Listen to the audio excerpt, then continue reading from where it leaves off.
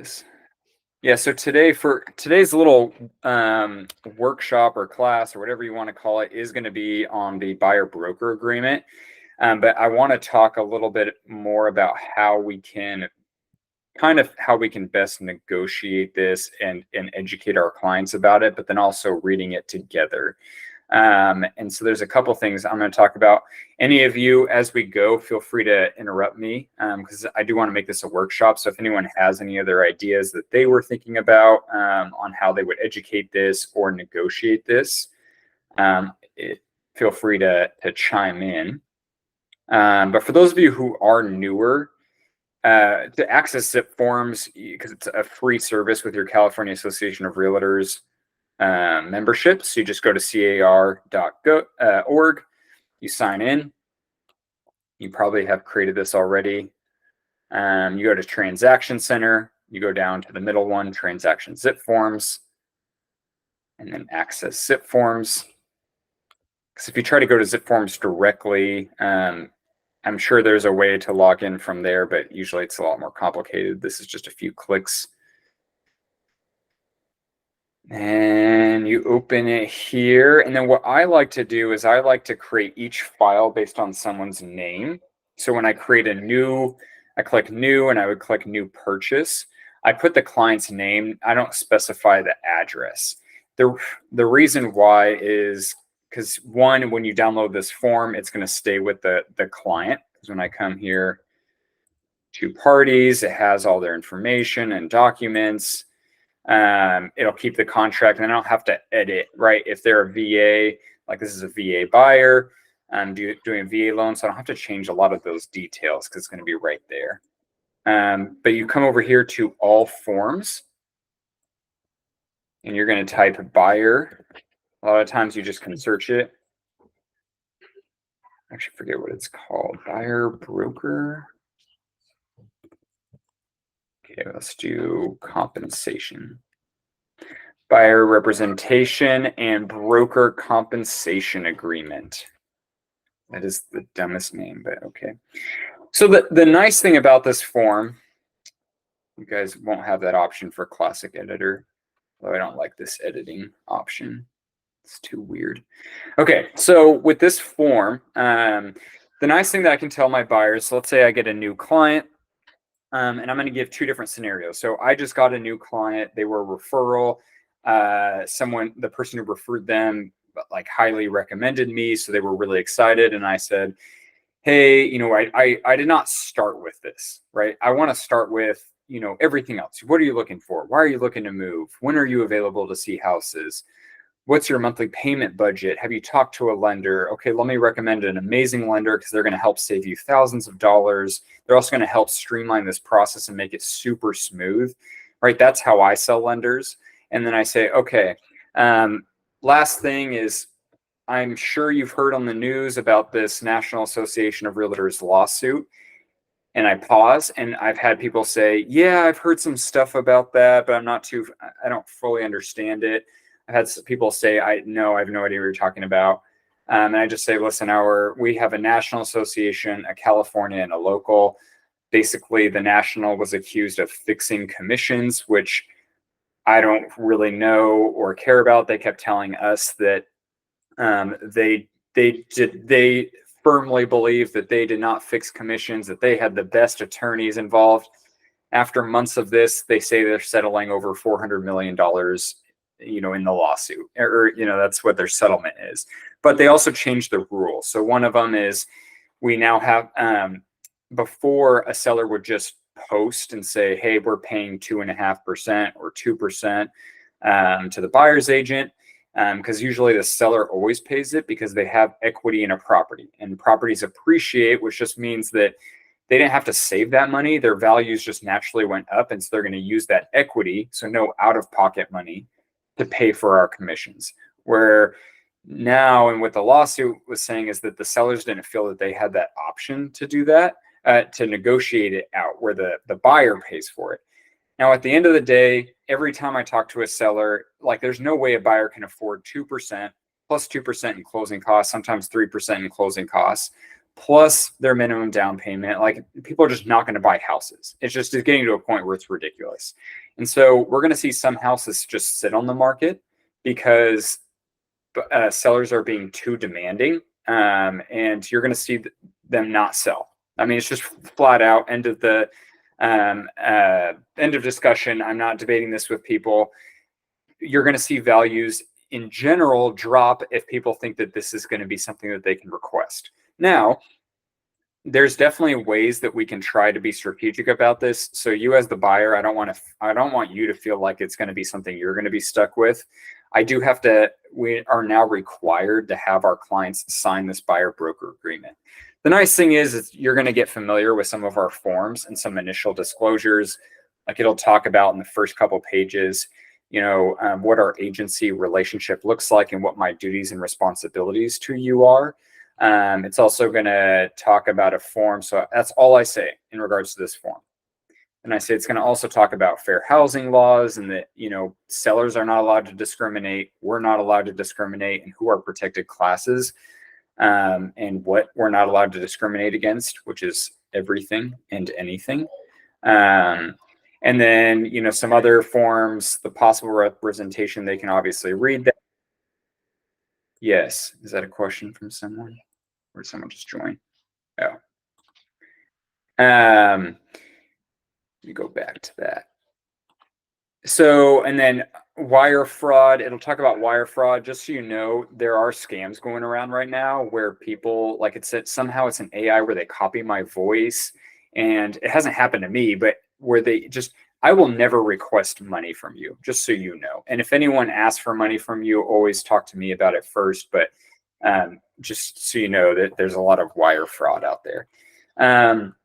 Yeah, and then the main thing with the buyer broker agreement is we're going to put on there, and it just naturally says that you're going to pay my compensation, but I'm going to type in there that it is my responsibility to check a box saying that the seller is going to pay the commission. So it's not something you have to be worried about. Honestly, as we look at properties, if it becomes an issue and you like the house, there's ways that we can negotiate around it. So I'll just still make sure you never have to pay more than you normally would pay. That is my promise to you. That is how I sell it to those clients. So if I get an online lead that I don't know, I want this form to work for me, because I get so sick and tired of wasting my time. And there are a lot of agents, and Adrian and I think and Olga, they've experienced this, where an agent literally told them, oh yeah, I just tell my clients if I'm not available just to go on Zillow, request a tour, have another agent show them, and I'll write up the offer. One, that's unethical. And two, I don't understand how a client wouldn't see that as unethical, but it happens all the time, with online leads especially. So I get an online lead from realtor.com. Let's say they're like, oh, I want to see this house. I say, great. Are there any other houses you want to see as well? I'll kind of feel out the conversation, and they say yes, no, doesn't matter. Say, okay, well, just so you know, it's now a requirement. I don't know if you've heard anything about the lawsuits with the National Association of Realtors. Part of and people say whatever.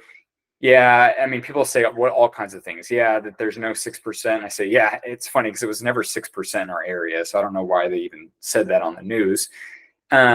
Really what's happening is we just have to we have to enter into an agreement now that's saying that we are representing you, and that it says in there, hey, the compensation is 2%, but we are typing out that it is our responsibility to always put that the seller, basically to check the box that the seller is going to pay for that commission, or we're going to negotiate it in one way or another. That way you're not responsible for it. But in order for me to help you, I do have to have you sign that agreement. Now, are you going to get people that are going to push back on that online? Sure. But honestly, at the end of the day, for those of you who have worked a lot of these leads, it gets more frustrating showing people houses and then hearing from the listing agent that they submitted an offer with another agent, or showing them a house and they disappear for the rest of their life, right? Or the rest of your life. And it happens. There are good people out there that I've gotten on the phone with the last few years where they were just like, listen, we want to see a house. I'm not sure how it works. Like, how do you get paid? And I say, well, the seller usually pays my commission. They go, great. It's really great talking to you. Should we get pre-approved first? And I'm like, yeah, absolutely. Sure. Let's do it. And they've been great clients. So at the end of the day, you don't necessarily have to worry about the people who seem a little standoffish about it. In my opinion, they're going to be the person who's going to ditch you no matter what. So I would rather work with and that's the thing, is everything's a numbers game. People who are referred to you from past clients or other spheres, or you connected with them and built a relationship, they're going to understand this right away. And the whole process is going to be super smooth. With leads, doesn't matter where they're coming from. It's still a numbers game. And so you're going to bring this up and you're going to find that a lot of them don't like hearing about it, but it doesn't matter because it's going to help save you a ton of time. And if you can just talk confidently about it, I think that this is where you need to practice out loud by yourself, and you need to talk about it out loud by yourself. Hey, and just say how I just said it. If you talk confidently about it, 90% of the time, people aren't going to care. They're just going to say, okay, if that's what I have to do, and just say, hey, I'm going to highlight that paragraph. You'll see it on this page that says that it is my responsibility to make sure that the seller pays for this, in one way or another. And that way you can feel confident that you're not getting stuck with this bill, but it's something that because of this huge lawsuit, I pretty much have to put, right? If they say, oh, I've never heard of this before, well, you can Google it. I don't know what to tell you. I have already done this with some Opcity leads from realtor.com.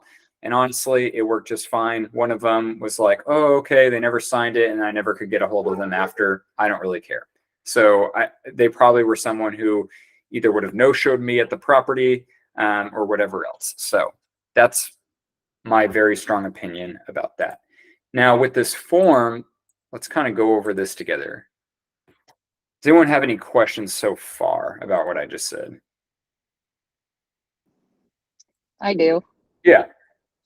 The only thing I can think of is I'm putting myself in like a buyer's position, and I would wonder, okay, well, how can I get out of this contract? Like, what if I don't like you? What if I'm not happy with your service? Yeah, if you don't like me, we can just cancel.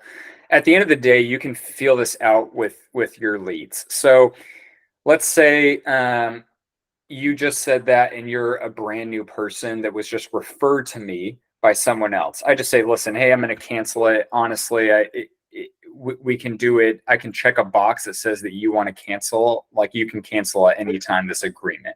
And it only lasts for like 5 days after. That way, if I showed you a property and you want to go write the offer with someone else, I just don't want to get screwed over for wasting my time. Like I said, though, I've already pitched this with 3 other people who were referred to me recently, and no one said anything. They did not care. With online leads, it's a little different. And so what I could say is, okay, we can hop on a Zoom, and so I'll just put the property. There's a couple ways you can do this, right? You can just put the property address. You could put a specific time frame.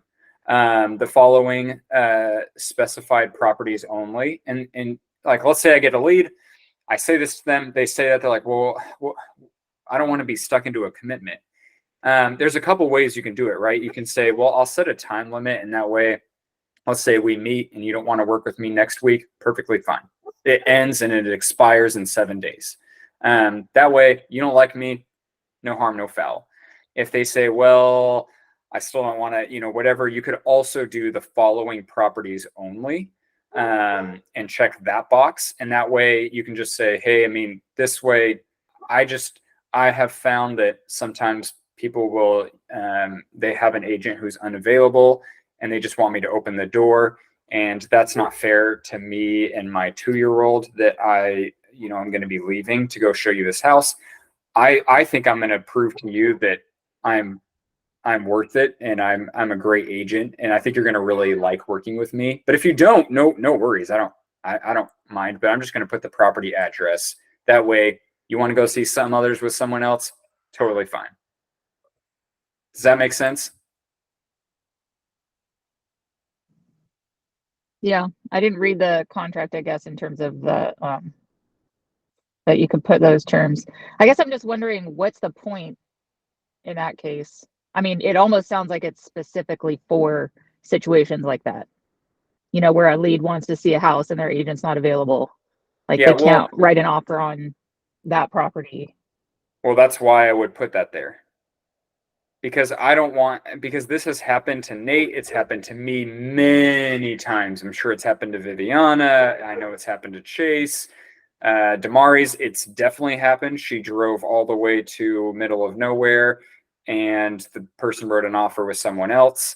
And so this is a way to, this is why people are upset with this, because they think, and anyone who's watching the recording of this, think that this is this is going to screw us all over and somehow.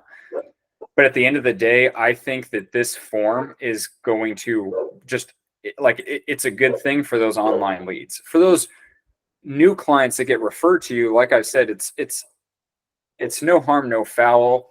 One second. Can you let the dogs in, please? Yeah. And so the only thing that I would be careful with everyone is, and I've seen this not just with this form, but with anything in the market. We have to, and this is, I had this conversation with someone else that owns another business in a whole nother industry. And it's very common for us to make excuses for our clients, to think in our head, oh, but they wouldn't want to do blah, blah, blah. And so I get a lot of calls from everyone that says, oh, well, what if blah, blah, blah, blah, blah. And it's like, well, did they say that? No. Okay, well, let's not make up an excuse that someone may not have, right?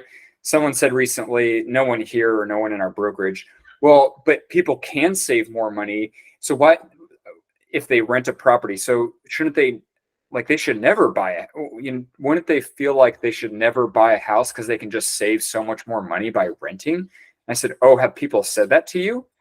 And they said no. And I said, well, yeah, because there are people who just, they want to own a house because of other reasons. It doesn't have to be because of saving money. So you're making up an excuse in your head why someone shouldn't do something, but they've never expressed that. Instead, you should think of all the reasons why they would want to buy a house and focus on that. Because at the end of the day, we're all in sales. We're here to find the reason why someone wants a product, not find the reason why they don't, and then project that on them.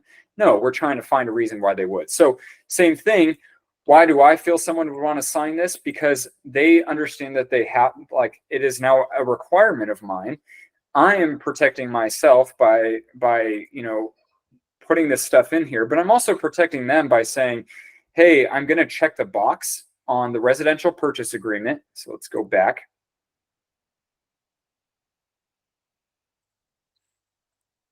Oh my gosh.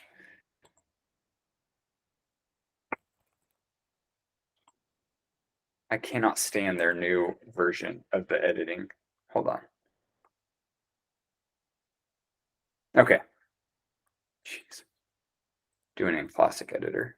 Okay, California residential purchase agreement. So when you scroll down, this is section G3. So right here, you check there's a couple ways you can do this, right? You can do it in additional financing terms. I would just do it in other terms.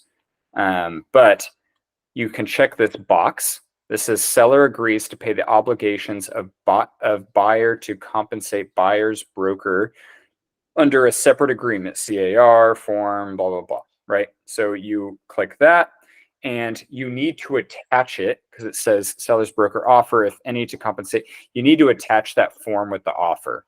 Damari's on her listing, she had people check this box, but then never included it. And so I cannot have my seller sign and accept this offer until I see that form. Because if that form says 3% and my seller was thinking 2.5%, well, now they've agreed to pay, the contents of this form. So you need to attach it. And if you have a listing, which Chase just got a new listing that's live, he's going to have people check that.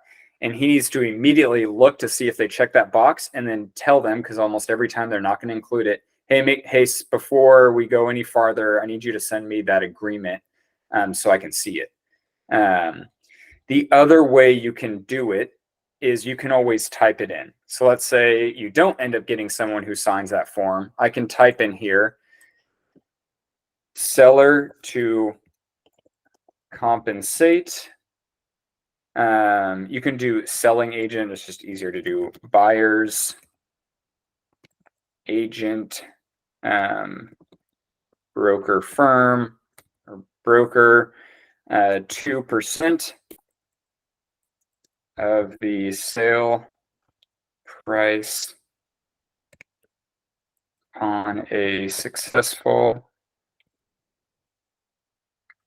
close of escrow, or however you want to word it. Successful close of escrow, right? It's just simple, normal terms, right? You don't want to get too complicated. You don't want to don't put any abbreviations whenever you're typing anything in. Like I've seen people put RPA, or, TDS. Just spell it all out. Seller to compensate, buyer's agent, agents, broker. That's what you have to put. 2% or 2.5%. Upon a successful close of escrow, right? Yeah. So you can do that, or you can check the box and then you can include that form. I just think that this form is going to help you guys so much more. Please take some time to go over this form, because it's pretty clear on a few things. So one, the beginning date, and then the end date. No, the main one you want to read too is no pre-existing buyer representation and compensation agreements. So this is the part when I first heard that this was going to be required. I read this paragraph and thought, oh my gosh, for all of us that work online leads, this is amazing. So buyer acknowledges that buyer has not entered into a representation agreement with another broker and has no obligation to pay compensation to any other broker arising out of the acquisition of the property identified in paragraph 3, except identified other brokers' properties. So let's say someone says, well, honestly, I did sign a form already, but it was just for this one house that this guy showed me. Okay, hey, do you mind sending me that form just so that I can, or do you remember the address just so I can put it in this agreement? Because it'll say that you've already entered into an agreement. And that way you could see that form, because if they check the box and said cities and or counties and put all counties, and that it expires in 2 months, then you pretty much say, hey, you're going to have to cancel that agreement with that person. If you need help with it, then you just reach out to their broker and complain and get them to cancel. But yeah, I can't because at the end of the day, what's going to happen is you're going to close on that client and they're going to send a letter to us saying, hey, that buyer had already entered into an agreement and they owe us money. This is going to become a huge issue. I'm just telling you, because people are going to get people into these agreements and cause problems. There's a lot of brokers, because this is a relationship between the buyer and the broker, not the buyer and the agent. So the agent doesn't have to agree to cancel. The broker can cancel. So let's go down to cancellation real quick. Cancellation of buyer representation agreement. Either buyer or broker may cancel this agreement by giving written notice to the other. The agreement shall be terminated if paragraph 4B1, 2%. Okay. Paragraph 4B1 applies upon receipt of the notice, or 7 days after receipt, or if paragraph 4B2 applies, 30 days after receipt of the notice. Broker shall nonetheless be entitled to compensation if during the representation period or any time specified in paragraph 4E, buyer acquires property for which there was buyer, sorry, my eyes are not super great, for which there was buyer, where's the next line, involvement, provided broker delivers to buyer a written list of those properties for which there was buyer. Oh, dang it. Okay. So what it is saying is I come down, I fill out the location. You don't have to fill out every box. I can pick cities, I could pick counties, I could pick specific locations, I can pick a price range. I can do a combination of everything. Um, the one thing that is, as we're negotiating this and putting, sending listing agents this, is I want to make sure that this max price range is not too much. Like Chase just had his buyer fill this out and he put 650, but the buyer's max, was looking at a house at 520 or submitting an offer at 520. So he just had him re-sign this or just changed it to 535 or 550. That way it doesn't look like your client is shopping up and can afford 650,000. Hopefully that makes sense to everyone. You can also do the following specified properties, like I said. You can do properties in an attached list and then do an addendum to this specific agreement. So an addendum to the buyer representation, you can add all the houses you're going to show them. So let's say for some reason, to Mary's point, someone says, well, I'll only agree to pay you if we buy a house that you're going to show us. Okay, well, you wanted to see 5 homes. I'm just going to add those 5 addresses to an addendum. I check this box here. You can show this to them, right? Hey, let's hop on a Zoom. Here we go. Here's the properties. That way you don't like me. At least I'm not going to waste my time, blah, blah, blah, right? And then percentage of acquisition price and whatever. Here's the cool thing too. So what we can also do, let's say, and I'm going to more assume that people agree to this, that they're a loyal client. And so I put 2%. Like, let's say we go and we see a house, the house says we have 5 offers. If it was me, and you all can do whatever you want, it doesn't, one, I'm going to ask, hey, where are the offers at? Like, how are things looking? And if they say, hey, they're all, we're over the list price, it's pretty competitive, I am not going to put 3% and say that the seller has to pay me that, right? I want my client to get the house so I don't have to waste time driving around showing them more houses. So to be honest, I would probably put 2%. That's, like I said, it's totally up to you all. You are all your own independent contractors. You can put 2.5 if you want. You can, depending on how competitive it gets. So let's say someone's like, listen, we've got people, like I've got some offers that they're only having the seller pay for 1%. I would then ask, well, what about the rest of the closing costs? Are they splitting them with the seller? Like, what does the net sheet look like? Because if we can get your seller to net more and they pay the 2%, so my client doesn't come out of pocket, right? This is how we work things out. So we need to get good about using net sheet tools. So let's say I put 2%. It's a competitive situation. I come back over here to this, to the offer. I don't want to put that the seller pay for everything under all of this, right? But let's say it's not a competitive, or let's say it is competitive and they say, hey, my client's only willing to pay 1%.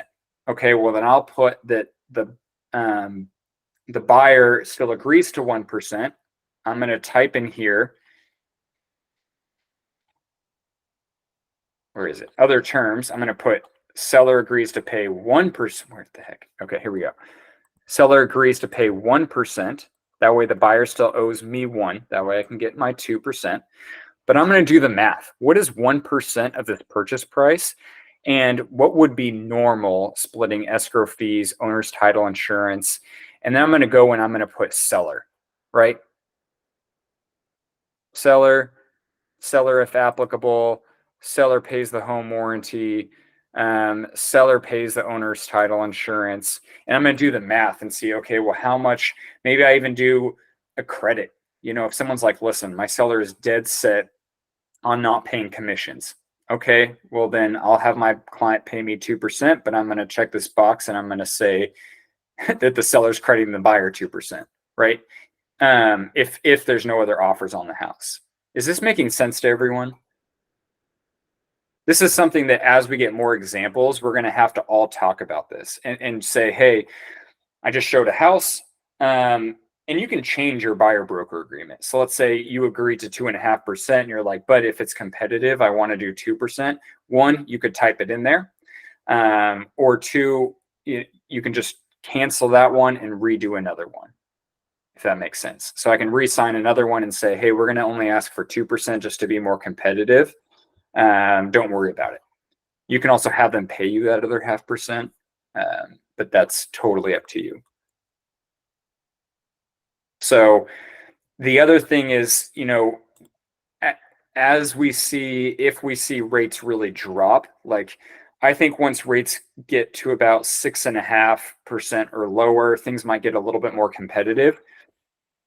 You can always talk with a lender about getting a little more creative. Like anyone who does loans, any broker with UWM, if it's in Placer County, Yolo County, El Dorado County, there's a way where we can save them, almost typically $1,000 or more on lender's title insurance policy through, they call it a track program that we've been learning about. It's still super confusing to me, but there's ways where we can try to save them as much as we can. That way, if they did have to pay you a little bit of compensation, they're still not coming out of pocket what they normally would have to. So I think people have finally gotten to a point where they've been educated enough on how much they need to pay in closing costs. And every buyer's different, right? And we all have to get very creative. Like I still get clients who can barely come up with money for their down payment. And so we're having to find houses where we need to ask for the seller to pay for the closing costs or a credit to cover the closing costs, because otherwise they can't buy the house. And what's great with today's market is there are a lot of houses out there that have been sitting on the market and they're like desperate for that to happen. Chase got a call from someone recently who said, oh my gosh, my client is getting relocated for work and we really I need you to bring me an offer. Like, please bring me an offer. And so that was a good opportunity for him. This is in Mather, for him to be able to say, okay, can you give us 3% of the purchase price as a credit? 2% to cover all the closing costs, and then 1% as a 1.0 buy down, a temporary rate buy down, because my client gets a free appraisal with this specific lender, and they get 1%, which saves them about $300 a month, and they're more for the first year, which is huge for them because they're expected to get a pay increase in a year, so they can handle that increase in whatever. Does that make sense to everyone? And does anyone have any questions, concerns, comments so far?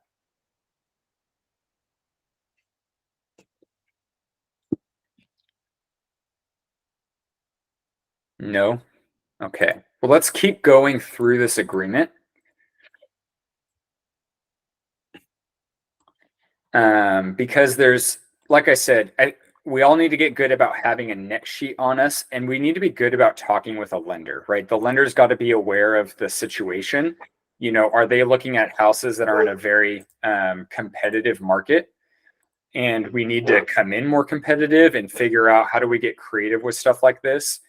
But a lot of this is just going to be education, right? When I talk to my clients, I need to talk firmly and confidently that I understand that, hey, listen, even though I'm required to now have you sign this agreement and it's going to say that you're paying me this percentage, my goal is to get you a house. I will figure out how to get compensated, and we're going to figure it out in the offer. And I'll give you more examples as we go. This is what I said to a lady and her husband that I'm meeting tomorrow to show them a bunch of houses. I'm going to show them a house and I'm going to say, listen, this is really nice. It's in Roseville. It's a super competitive market.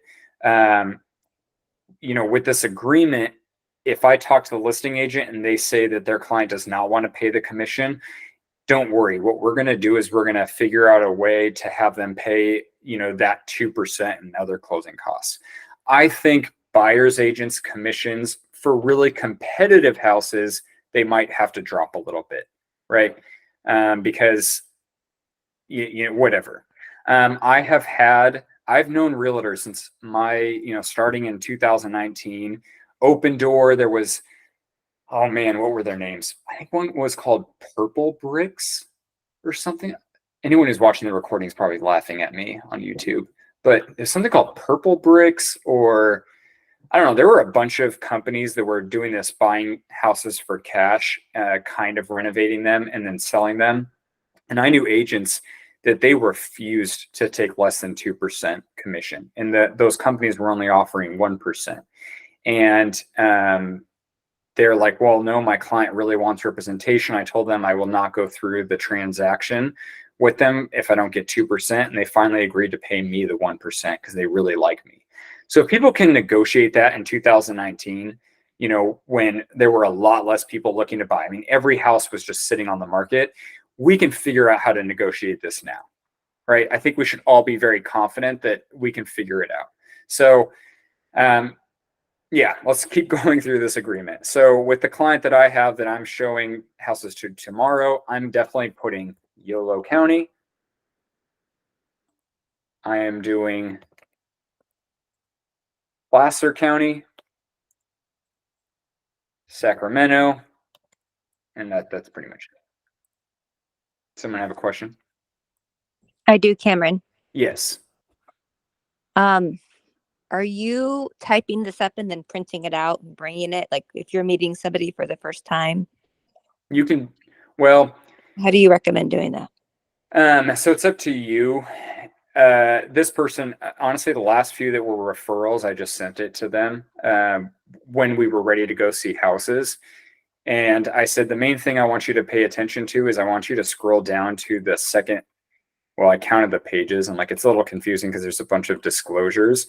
But I brought it up, you know, and told them, listen, the nice thing with this contract, even though we're now being required to send it to you, is that it's at least getting you familiar with what our contracts look like. And that is true, because I think there are a lot of, in my career too, and I know Chase, he and I were talking about this, that, you know, we've all had clients that they get their first offer that they have to sign, and it's a lot. That's like, how many pages is the RPA right now? I think like 27 pages because they keep adding stuff. I mean, and they need to sign it quickly, and they do not understand this. So the two people I told recently, I'm like, the nice thing is you get to understand this agreement pretty quickly. It's up to you though. If this was a referral, you can either have them sign it ahead of time, which isn't a huge issue. It gives them time to look this over and read it. And that's how I pitched it. If you trust them, right, because it's a referral, then you can just bring it with you and say, hey, let's review this together. And that way you can show them on page 3, this is where I type out, it is the responsibility. Oh, good. If I spell anything wrong, sorry. My eyes today are not. It is the responsibility of the buyer's agent, Cameron Ripley, to either negotiate that the seller pay the commission, or check the box under section G.3 of the residential purchase agreement, stating that the seller will pay the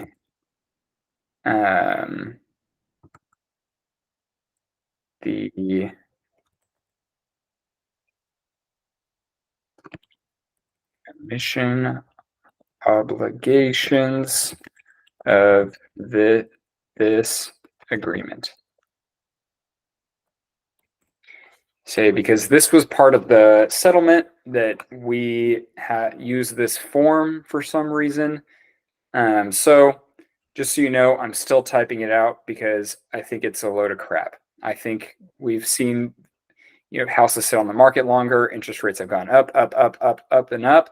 And there's, like, sure, we might see some sellers try to, and this is true, we're going to see some sellers try to ask for this because they're just being difficult, but we've been dealing with that for a while. We've seen sellers in like 2022. I showed many houses where they said they were on the market for months, like 2 or 3 months. And they said, we're firm on our price. We will not adjust. I will not even drop it $5,000. And I said, okay, then take your house the F off the market. because you're wasting everyone's time and no one wants to buy your house, clearly. So just take it off the market. It's going to be the same thing with this. You're going to have houses, though, where it just gets really competitive and people are going to find ways to negotiate. I remember in 2021 when things got crazy, I was reducing my commission for one of my clients and still not getting our offer accepted. Like I was lowering it to 1%. I knew people who were waiving their commission altogether just to get offers accepted. So it's all going to be based on the market. But yes, that was at 2.875, interest rates. But that is what I would check. So then to your point, Chanel, if this was an online lead and it was me, I'm busy. I am sick and tired of being sick and tired of opening the door for people just for another agent to write the offer just because they're out of town. I'm sick and tired of it. I'm over it. I'm so tired of it. So I will make them sign this. I don't care if they're like, hey, I don't want to, then I'll just put this specific property here. But I'm just so tired of it. So I would rather, and if I put a specific property, I'm going to put 14 days here at least, because most likely then the property's off the market. But at the end of the day, I just don't, I'm tired of wasting my time with the online leads. And I would even tell them like, hey, all of my, like, if you want me to be all my loyal clients, I don't even put 14 days. I don't put a specific property. I put every county that we could possibly see a house in, and they have no problem signing it. 60 days. I put 60 days for some of them, and they have no problem signing it. So, I just don't want to waste my time. I've got a 2-year-old who's dying for my attention. I'm going to go show you this house on the weekend. I feel like it's the least you can do. Plus I have to do it. If someone tells you that they're not requiring it, well, they're not paying attention to the laws, and I'd be very concerned. Here's the thing is you're going to weed out the people who just don't, right? They just don't get it. Because I've had lots of clients. I think almost every client I've ever closed who was an online lead, they would have signed that. They were great people. I love working with them, and they would have signed that. So does that help, Chanel?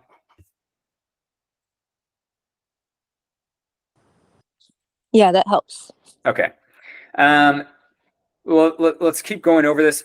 If anyone has any questions, just interrupt me. Because on my end, it makes this weird subtle ding sound, but I can't tell if I actually heard something or not. I'm starting to get tinnitus in my ears pretty bad.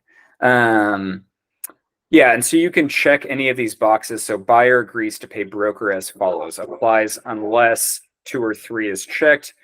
Do not check both, right? So you can put a percentage, you can put a percentage and an amount. Obviously, this is where we would, percent of the acquisition price and whatever. So there's all kinds of things you can put. Broker right to compensation. Broker shall be entitled to compensation specified in paragraph 4A from buyer if during the representation period or any extension thereof, buyer enters into an agreement to purchase, lease, or otherwise acquire any property described in paragraph 3, and the seller thereof completes the transaction or is prevented from doing so by default of buyer as follows. So you might get people that say, well, does this mean that I have to pay you even if I don't buy a house? No, it's very specific. Even if we get into contract and you have to default, so if we have to cancel for whatever reason, it spells it out exactly. This is if you close on the house. But still, remember, I'm going to check that box to make sure you don't have to pay for it, and we're going to talk about it. Okay, broker involvement. So let's make sure we read this. Broker involvement, non-exclusive representation. Compensation is payable only if there was broker involvement with the property. Broker involvement definition means any of the following. Buyer physically entered and was shown the property by broker. 2, broker showed the property to buyer virtually.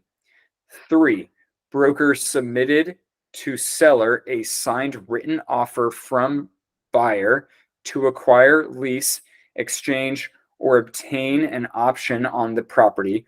This is the key one, everyone. Or. It doesn't say and. So this is where we've had it, Nate had it where he showed the property, he called listing agent, negotiated a bunch of stuff. Next thing you know, a different agent's writing the offer, it gets accepted. Nate was entitled to the commission. This also happened to a couple other people, I think Adrian. This probably has happened to me and I just didn't even realize it. It says or. So it's one of these things. You do a virtual tour, right? They say, well, we can't come to town. Can you show us virtually on Zoom or something? Boom, it counts. Or the property was introduced to buyer by broker, or one of which broker acted on the buyer's behalf. So Cameron, I have a question yeah. really quick. As it pertains to these online leads and kind of like what happened to Nate, how are you going to know, it happened to be, they kind of accidentally used you in the lending process that Nate found out, but how are you going to know if you've shown the home and even if they sign this and then they use a different agent, like how would you find that information out? So there's a couple ways you can do this, right? So and for those of you who work a lot of online leads, like I said, I'm sick and tired of being sick and tired of dealing with this. So to be honest, if I don't feel that like connection with them, and I probably should just develop a habit of it, and I think it would be good for all of us too, is that whenever I go to show the house, I'm gonna probably text the agent, hey, my client was, might be interested. Honestly, text the agent their names. If it goes pending and your client has disappeared, you can call the listing agent and say, hey, I saw you go pending. I did show a house to a client of mine. They entered into a buyer broker agreement, and I'm wondering if they're the ones who went into contract. Was it these people? And you can just call and ask, and just say, because they have an agreement with them. I have an agreement with them. I mean, there's different ways you can handle it, right? For me, it's just it gets to a point where it gets so annoying that people would even, I feel like that's unethical to have someone waste their time showing you a property and then use another agent. I just don't even understand the mentality behind that. Like, it's just so lazy of that agent. I think, yeah. So I think for that's me, a good idea, Cameron. so for me, I'm pursuing it as much as I can because I'm so tired of it and over it. Because I still think these people who are doing this are still going to sign multiple agreements because that's their mentality and they don't care. So I like the idea of following up to the listing agent, and I can kind of foresee this turning into a mess. It is, and this is what we're hearing in all of the groups that I'm a part of, that where people are kind of commenting about this, that they think it's going to turn into a mess. Because here's the problem: is half these agents that do that are not even staying educated. So one, they're probably not going to even have a buyer broker agreement, or they're not even going to understand that their client signed this saying that they were not in a buyer broker agreement. So they're the ones that are, so let's just take it as it happens. I'll pursue as much as I possibly can to defend you all and your right to a commission, because it probably frustrates me sometimes more than it even frustrates you when you all waste your time. Like, that was my biggest complaint with Zillow, is it almost made me red in the face for them to say, oh, you should still show them the property even though they're working with another agent. Because it's like, why would I have my client my agents waste their time? Not like you're my agents, but like, to leave their children and go show a property when knowing that someone has an agent already. Did someone else have a question? Please just interrupt me. I don't like interrupting you. It's better. I was just going to say, so it sounds really, if these rules change, this is really going to be the only way to guarantee yourself a commission, right? Because otherwise, if you're one of these agents that doesn't know about it or gets involved in a contract, you suddenly lost all your rights to negotiate for yourself, right? Yeah. And that is key for everyone to understand. Soon, the come mid-July, the MLS is no longer going to say that they're including commissions. So I would practice now always putting this. If you don't want to have your client sign it up front, that's on you. But I would definitely include it, have them sign it along with the offer, even though someone's already advertising on the MLS as of right now that they're paying commission, because it's just only going to double protect you. What's going to happen? What the rules before, and this is why I do think NAR and CAR are kind of guilty of fixing commissions, because they own the MLSs. And their rule is, if I advertise 2.5%, I have to pay you that when you submit your offer. So, and there's no option, right? And so if you submit your offer, I can't change it. If you show the house and then I reduce the commission on the MLS, I only owe you what I just reduced it to because you hadn't submitted an offer yet. And in Tahoe, Lake Tahoe, California, people were doing this all the time. It was like annoying. It just did not understand why they were doing that. But yeah, per the MLS, I had to pay you as the buyer's agent that commission. So what's going to end up happening is it's not even going to be an option on the MLS anymore to put that. And it's not going to be a rule and an obligation. I think they're going to probably get rid of it faster than mid-July. So you want to make sure that you're including this in your offer. You can do it by this form, and you can type it in if you would like. I want to be clear, because if you type it in, anything you type in supersedes any other anything else. So even though you didn't check the box of this, you typed it in, they signed it. You typed in, hey, seller to pay buyer's broker 2% of the purchase price upon successful close of escrow. Right? Okay, we can keep reading here. 1 second, Cameron, I have a question. Yep. I know that come July, or at least it looks like July, we're going to be required to have this buyer broker agreement. Is it okay for us right now to tell our clients that our broker requires it? Sure. Okay. Yeah. I think it's a good strategy. Yeah. That way they know there's no way out. Yeah, I mean, at the end of the day, and I'm still going to say, hey, at the end of the day, I'm this page is where I'm going to type in that is my responsibility to make sure that in one way or another, the seller pays the obligations of this. That way, even if I fail to put that in the offer, you don't have to pay me, right? Yeah. Yes. So, and that's the thing is, and it kills me that they're like, well, this is the answer to antitrust violations, but we're going to make it a requirement mid-July. And it's like, well, wait, if not including this is a violation of antitrust, then doesn't that mean from now until mid-July, if I don't include it, I'm violating? I don't understand that. But anyway, okay, let's finish this. So in section 4, so the property was, oh geez, my eyes. The property was, oh yeah, we already read that. However, merely sending buyer a list of properties shall not be deemed broker involvement without documented action on the part of broker analyzing the property for buyer. So specifically, or assisting buyer in the potential acquisition of the property, or communicating with seller or seller's agent regarding buyer's potential acquisition of the property. So I get buyer, they sign this agreement, I send them a property for sale by an owner. Buyer says, hey, can you ask them if they would reduce their purchase price? I call them, I called the buyer back. I said, yeah, he said that they're flexible on the price. Next thing I know, house goes pending. The seller says, hey, I think your client submitted an offer with someone else.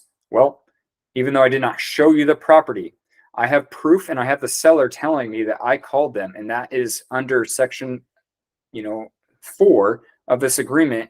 And really it comes down to, why are you making me waste my time if you're going to use someone else? It just doesn't make any sense. And that is the reasoning for all of this. So if when I describe it to some of my clients recently, they've said, people do that to you? And I'm like, I know. It's all the Bay Area people. No, I'm just kidding. It's not. I've had great Bay Area clients. It's just people sometimes. So, and that's important to know and understand. Okay, so if you check this, so if you're checking this box, then you're canceling 1 and you're choosing 2. And let's read this together. Buyer acquisition, exclusive representation. So, right, for those of you who remember your real estate courses, there's a difference between non-exclusive representation and exclusive representation. So this agreement shall be exclusive and irrevocable. Broker will devote time and resources to assist buyer in finding and acquiring the property in the expectation of being paid for broker services. Broker is entitled to compensation if buyer acquires property during the representation period with or without broker involvement. With or without broker involvement, even if another broker is also entitled to be paid for representation at representing buyer. 3, buyer includes any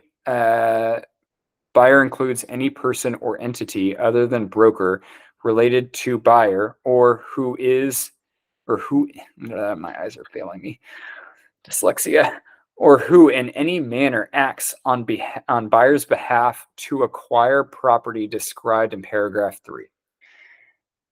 That's a lot. My main thing with this is it's an option. You can read it to your best ability and understand that if you would like to select that for whatever reason, go for it. My main thing with this is if you guys get clients, because I have definitely gotten a lot of clients who had issues with their past agent for whatever reason. I always say, did you ever sign an agreement with them or sign anything with them? Please send me that agreement. Like, this is not a brand new form. This was updated 12/22. I closed a listing 12/22, in 23, that they told me they had signed some documents from their agent that they did not like. And I said, please send me those documents. And I made sure that they did not sign something like this. Because if that agent checked this box, even if I do all the work and I show them a property and, basically all of this becomes null and void, this, selecting a section, as long as this contract has not ended, this time period, they were still obligated to pay it. I never experienced that, but yeah, it can become an issue. And I guess, there are agents that can be a little sleazy and do that. So you want to make sure we understand the cancellation ramifications, or what's the cancellation of buyer representation agreement things, which we already read. Now, if you ever do experience where someone checked this and they put like 90 days, please just call me, because we can fight that pretty easily and get it removed without mutual agreement. So yes, I would also, upon written notice of cancellation of the agreement, if this was an online lead, I like to put 7 days after receipt of the cancellation. Let's say I show a house, it's been on the market for 2 weeks. Clearly, it's not going to sell right away. I just want to make sure that they're not going to wait a week and then submit an offer with someone else after canceling. Does that make sense to everyone? Like, for me, this agreement's great for protecting myself against online leads, but it's also just something that we eventually have to do for everyone else. So for my regular clients, I just don't do this. Or 2, neither party shall have the right to cancel this agreement prior to expiration, except by mutual agreement. So you can do this as well. So which means you have to have mutual agreement. So the contract naturally says either buyer or broker. So that's why if you get someone who says, I did sign that with someone, I don't like them, honestly, I didn't understand what I was signing, just call me, because we'll look at it. To be honest, there's a lot of brokerages out there that'll just say, let me call the agent, but I don't know this agent super well. They're in our brokerage. I'll just probably cancel it. Because I've seen it with listings where a seller said, people are telling me they're trying to request tours, but they can't get a hold of my agent. I'm getting so pissed off. I've literally seen this. How do I cancel the agreement? And we just called their broker, and their broker's like, oh, I'll cancel it right now. And the agent had no say. But that was because they were putting the broker in a position of liability. So either buyer or broker may cancel this agreement by giving written notice to the other. So written notice is written notice, right? It could be an email, debatable if it's a text, but could be a text, I guess.